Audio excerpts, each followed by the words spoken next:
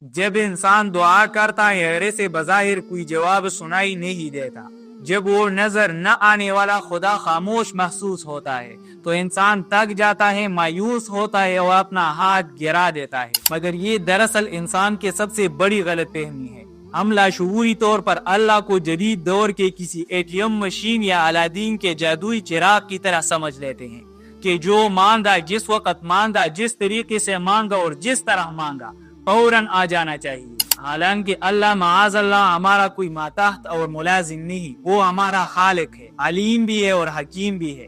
ہماری نظر صرف آج کی تکلیف اور موجودہ مسئلے پر ہوتی ہے، جبکہ اس کی نظر ہماری پوری زندگی، روح، انجام اور ابدی آخرت پر ہوتی ہے۔ ذرا سوچئے، اگر ایک ناسمجھ بچہ اپنے باپ سے چمکتا ہوا تیزدار چاقو مانگنے لگے تو کیا ایک محبت کرنے والا باپ اسے وہ چاقو دے گا؟ نہیں۔ بچہ روتا ہے، بات انکار کر دیتا ہے، سمجھتا ہے کہ میرے ساتھ ظلم ہو رہا ہے، میری بات سنی نہیں جا رہی۔ حالانکہ باپ کی وہ خاموشی اور انکار در حقیقت اس کے لیے سب سے بڑی محبت اور حفاظت ہوتی ہے۔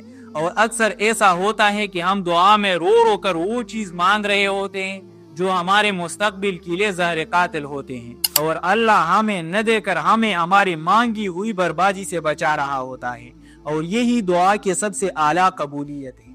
بالکل اسی طرح اللہ ہر مخلص دعا کا جواب ضرور دیتا ہے، مگر اپنے مقرر کردہ طریقے سے اور بہترین وقت پر۔